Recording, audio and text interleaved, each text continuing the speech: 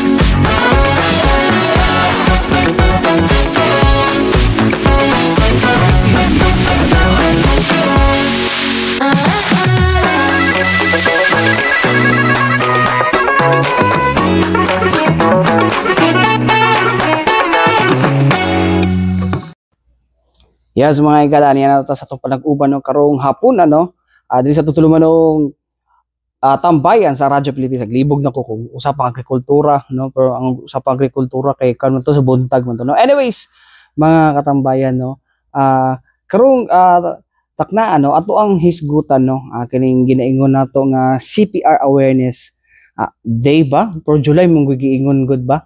CPR awareness month siguro nino at i-google para sure kung asa mga igala no, ginahatagan og importansya karon no sa ato ang mga medical practitioners no, ang kuno paghatag importansya no, balik-balik gihatag og importansya sa kuno kaning kahibalo sa kining CPR kay tungod no sagad sa mga tao karon no kaning maka-experience og kaning cardiac arrest no. Ang hinungdan sa pagkamatay, it's because wala daw kini miagi og CPR.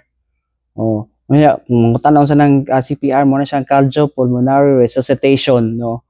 O CPR mo na sa mga kuano, for example, sa mga training sa Red Cross or even sa kaning kuan sa Boy Scout of the Philippines or even sa Girl Scout no. O guban pang mga kuan ginahatagan gyud emphasis ang kuan no. Ayan, CPR Awareness Month. Plus June pa man ni. Abasig sa kuan ni sa US din ni Philippines ta lahin po nang kuan lahin po nang sa Philippines o July 17 ang kuan no amo ni sa Jensen pero July 17 ang National CPR Day nilabay na di ay no pero ato lang kaning kuan no ang unsa ka importante ang kining CPR sa ato ang kuan no palibot naay kuan din ba no nga sagad gid daw sa mga kuan balik-balik naman ako ni mo na to sagad sa mga kuan kanang dula gid na CPR no mas may pa daw tong mag CPR daw tong mga naay sakit sa kasing-kasing nga dili kabalo mo CPR kay napay chances nga mo survive ang usa ka tawo nga nagka unsa ni taw gani kanang nagka heart attack no or nagka-cardiac arrest kumpara sa mga wala na CPR at all no. So mo na siya ang ginakuan karon sa tuang Southern Philippines Medical Center no gihatagag emphasis no. Anyways mga katambayan no, dinhita no diretso na to anay paligoy-ligoy pa no. Ato ang paminawon no ang duha sa kuan no kining member diha sa to ang Department of Emergency Medicine sa Southern Philippines Medical Center no. Unahon nato mga katambayan no si Doktora si Doktora gani dili na to si kan do to sila kabuok mga igala no nga mga doctors sa Department of Emergency Medicine. Una diha si Dr. Dave Benedict Robles no, usa ni siya ka senior resident sa SPMC. O atuon po nato sa kuan pod mga igala no si Doktora sa to si Doktora kasi come on kini sa internet mag-loading. Okay, nandito ang kuan nandito po ang unsa ni sa to ayun si Doktora nawala na po akong nga dire mga katambayan no. Silang Doktora April Ann Rivamonte de Lola no. O sila ang explain usa ba ka importante ang kining ginatawag nato nga CPR no nganong kada pamilya dapat na ay kahibalo mo CPR. Ato ang paminawon. It's been a lot of cardiac arrests happens at home, and it's important that at least one person in that home or in the community knows how to do CPR so that we can save lives. We'll be talking about that later on po. Hello, good morning.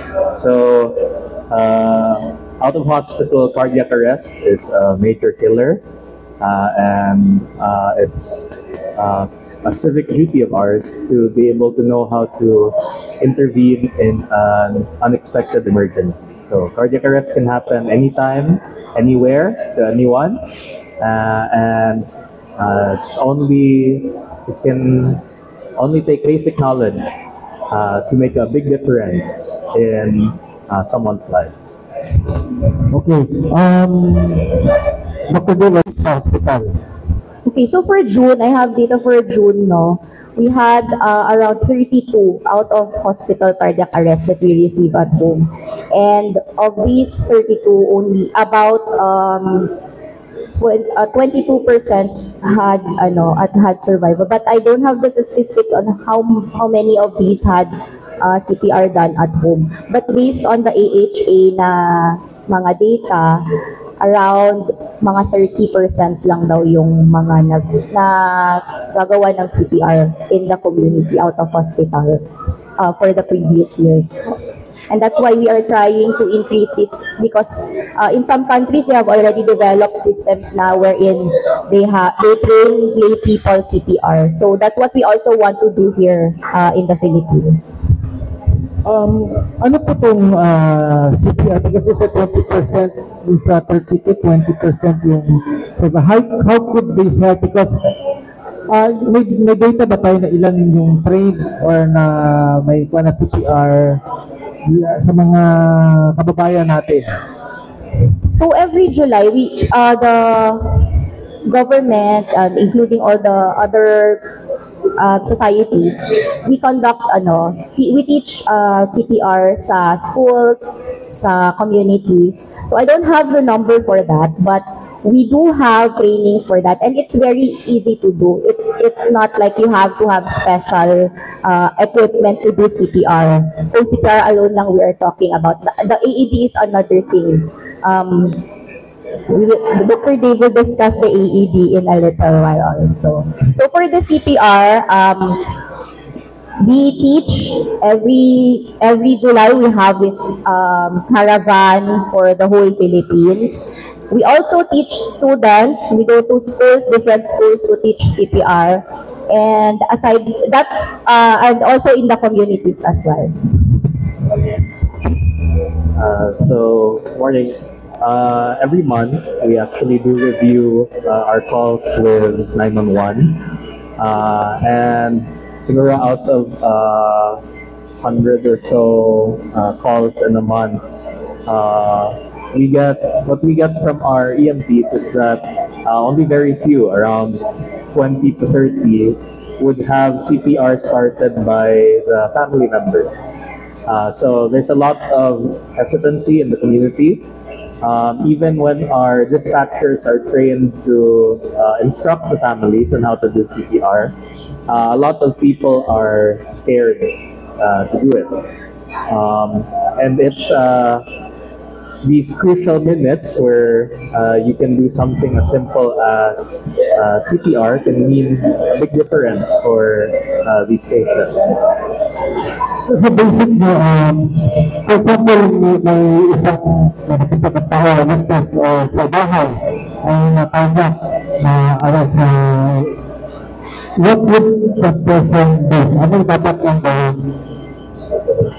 Okay, so we can run through the first steps of basic life support later. We have mannequins and AED available, but the most crucial steps So this is based on the chain of survival that we teach in basic life support. It's important that people are able to recognize that an emergency is happening, that they're able to call for help. So matawag nila ang 911, and especially when instructed to do so, they're able to start CPR early. Okay, kasi yung sa 911, may operator, kasi nasa tayo ng may isang kasabahan na operator yung give you tips na paano gawin kasi minsan yung tao nagpapanik na yung kasabahan. The 911 of telephone operator who receives your call are instructed and are trained to give dispatch assisted CPR. So they have this instruction and they will guide you and help you. Sundin mo lang yung sabihin nung kausap mo sa 911. So if you're alone, you can call 911 and then you can put your speaker on your phone in loudspeaker and you can follow the instructions of the 911 personnel. They will even count with you so that you will not get lost. Ilan ba dapat minutes from from the attack na kung saan nangyari hospital? Ilan pang ideal ng yung dapat na minutes na ma-transport siya yung pasyente? Okay, so during cardiac arrest, within 6 to 8 minutes na without oxygenated blood or blood na may oxygen na nag-run through the body, the organs begin to fail. So that's why it's important to have early CPR. But together with the early CPR, because most cardiac arrests are because of arrhythmia or a problem with the pumping of the heart, you would also need to have early access to automated defibrillator, external defibrillator, which is your AED. So, the purpose of calling 911 early is to have someone bring the AED with you. And in some public places, dapat meron tayong ganon, like big places like malls, airports, ganyan. So, we should have AEDs in public areas where the public can access it. So, within 6 to 8 minutes without CPR and around 10 minutes without AED, the survival is like 0 to 2% na lang. Malaysia, Singapore, natingnan nila yan, having CPR kahit dili ka balong mag-CPR is better than nothing at all. So, na-compare nila yung data sa mga na-CPR na walang training, high training, and walang CPR talaga. And yung best talaga is my training. Pero makatabang ang pag-CPR bisag walay training. Yung 30 plus, that data is for June. Yes po, yun yung pumunta sa ER namin for June 32. Paano po yung may data tayo din na whole in 2024? I don't have it right now. Okay. But maybe we can give it to you. I'll ask the Chief President to send it to you. Yes. So mo to mga igala ang ang explanation sa duha ka mga doktor especially sa tong mga miyembro sa emergency Department of Emergency Medicine diha sa Southern Philippines Medical Center na silang Doktora April Ann Rivamonte de Lola o Dr. Dave Benedict Robles kung unsa gid kay importante nga dunay kahibalo sa CPR. Anyways mga katambayan, balik kita man lang sa mga importante pahinumdum ning ato Sibianan.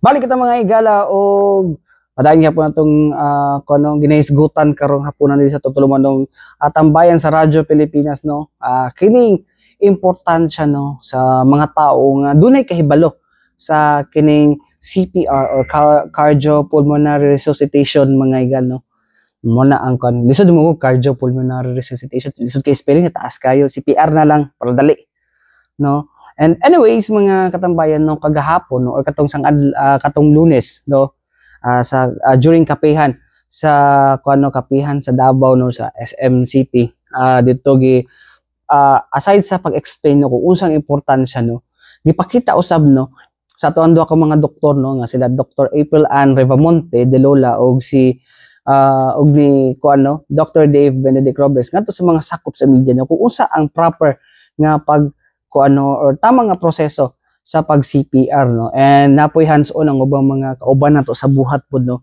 kung paunsa ba ang kuano pag execute no sa kining kuan CPR so sa katao nga giatake no o kining gitawag nga cardiac arrest. Anyways, mga katambayan no, di na ta maglangan no ato anang tan-awon no og i-kuan po nato paminaw nato ang explanation sa procedure no nilang kuano Dr. April Ann Revamonte de Lola og Dr. Dave Benedict Robles no kinsa sakop sa Department of Emergency Medicine sa Southern Philippines Medical Center. Tanaw na to. Based based on national data talaga, most common would be mga may sakit talaga sa puso. Okay. Pwede na di nila alam, pwede na alam din nila na may sakit sa puso, pero usually yung cardiac arrest sa ganyan kay biglaan talaga. Yung mga taas ng cholesterol, yung mga ganun na mga cases po. May ano ba? Inflammatory ba siya? Cerebrovascular disease kasi yung pinaka-common cause pa din. And risk factors po yun. Hypertension, mataas ang cholesterol, diabetes. All of these are risk factors of having CVD or cerebrovascular disorder or sakit sa puso. May problema talaga siya sa puso. So when you're asking if ito ba yung direct cause, it can be kasi it's risk factor po. Oo. Last na lang po. Doon sakit sa puso, unsa na siya commonly namamana or merong acquired? If it's acquired, paano na-acquire yun? So, actually mix siya ng dalawa. May contribution yung genetics natin, so namamana din ang risiko. Yung may pamilya na may sakit na daan sa puso, is mas mataas talaga yung risiko nila. And then may contribution din ang lifestyle, amount of exercise, ang diet ng tao. So mix siya ng acquired and genetics. Thank you. For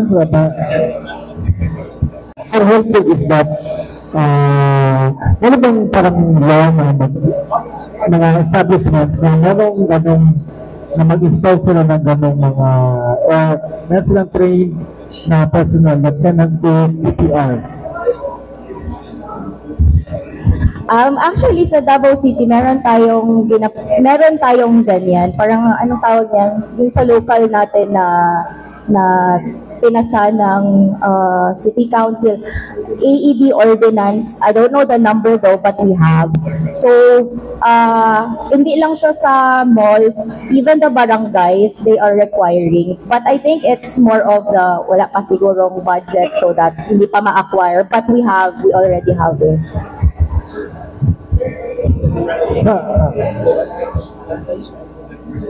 Ano po yung right procedure ng pag-CPR? So sige, mag-demo na tayo because they're asking the right procedure. Sige. So, they have negative sila dala, right? Para ma-demonstrate maybe we can also conduct sa media kasi media safety kasi hindi lang na-threat sa atin but also internal health natin maraming ating media is high blood, heart problems. Okay, so they will demonstrate they have management sa media media na lang siguro para makita because they will be may live stream siya makita na Okay, so for because after the pandemic, during the pandemic and after the pandemic, we advocated na, for lay rescuer, yung hindi healthcare professionals, you can do compression only CPR. You don't need to, mouth-to-mouth resuscitation kasi nga, because of the virus and pandemic and all. So the first step is at a safe distance, you check the patient. Sir, okay ka lang ba? Sir, okay ka lang? So you check the patient kung responsive ba siya or unresponsive. If the patient is not responsive, then you call for help. When we say call for help, you can ask the bystanders, patulong naman, patulong po. Or if you're alone, you can use your phone and call 911, put your phone in loudspeaker. Next step is to cover.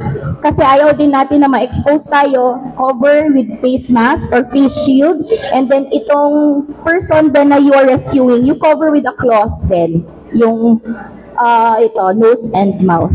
And then the next step is to compress. So how do you do the compression?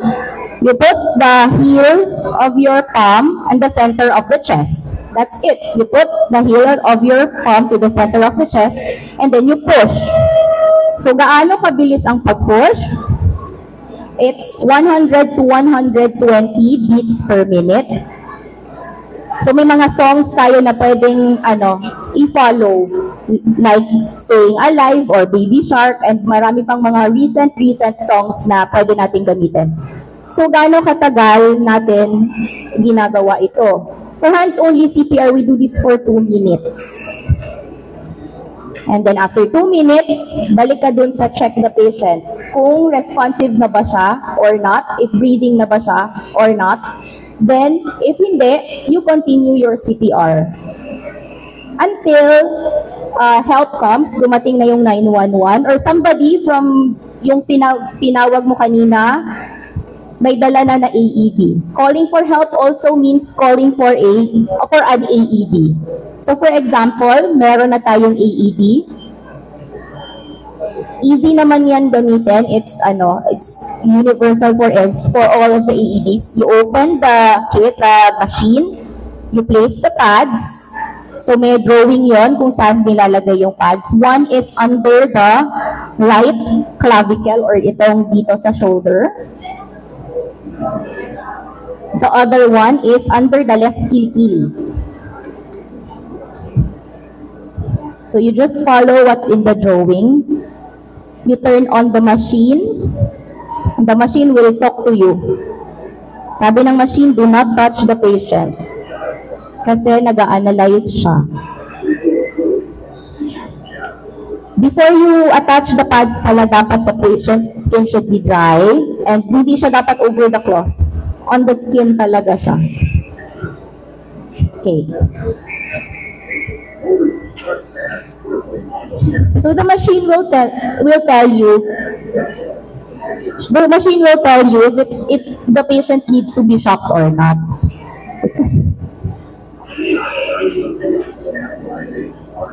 Yan.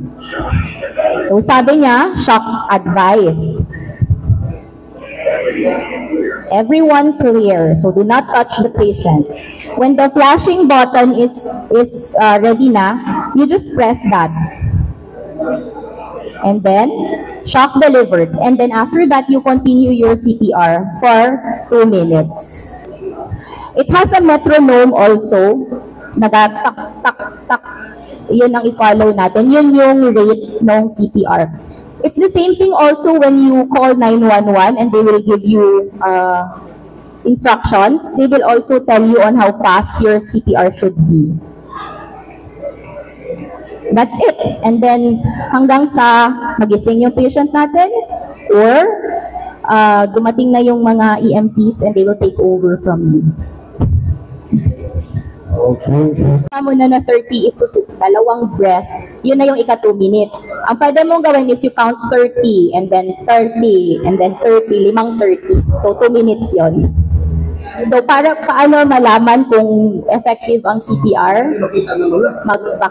Pwede magalaw siya, maghinga siya ng sarili niya. Pag hindi pa rin siya maghinga or hindi pa rin siya nagagalaw, then continue ka lang. Or if you know how to check the pulse, pwede din, pulso. 2 minutes. So, 5:30 is 2 minutes. Check the patient kung responsive na siya or naghahinga na siya. If not, another 2 minutes. Hanggang may mag-help sa'yo, magdating ang AED or magdating ang 911. Can you release mic ibang Ah.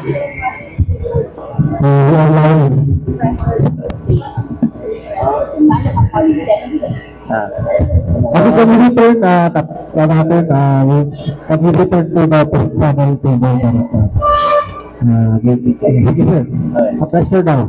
So, ang tamang pressure is actually, may target depth tayo na 2 to 2.5 inches. That's around 5 to 6 centimeters. So, in the dummy, may click yan pag tama sa training. Kaya pag malaking katawan, paano kung sarili na payat o matablay na tao ang mag-CPR? In adult patients, usually same lang yung depth. Kahit malaki, kahit maliit. Because of yung size ng bone, yung bony thorax natin, same man lang. So, should be the same kahit malaki or maliit yung So mga katambayan no, o unta no namoy natun-an atong kuano demonstrate nila no nga CPR no, especially ngadto sa mga sako sa media. Actually kani mga taga media say kalimtanon kayo pag-abot sa mga naliki munan man sa nervyos. Pero na mga ginagingan na dapat kalmado lang tano, kalmado lang. Kalmado. Bakit? Tawag mo na pa di bagi ni Dr. Dave ang mga katambayan no kung before mga kuan no nga before kanang kung samtang wala pa 911 di ba kay naman na sa kuan gigo naman tudaan nila nga pag naaday kuan daw no nga nag-instruction na si kanang 911 no kung unsa dapat imong buhaton kung ikaw ang nanawag no. So mo to inyong ikuan mo same ra gihapon to sila ginatudlo sa moong demonstration no. Anyways mga katambayan matay ko kora sa atong sunod pohon no mo katong lagkob sa to padag-uban karong hapuna hangtod sunod pohon. Daghang salamat ug maayong adlaw kanaton tanan. Mabuhay ang bagong Pilipinas.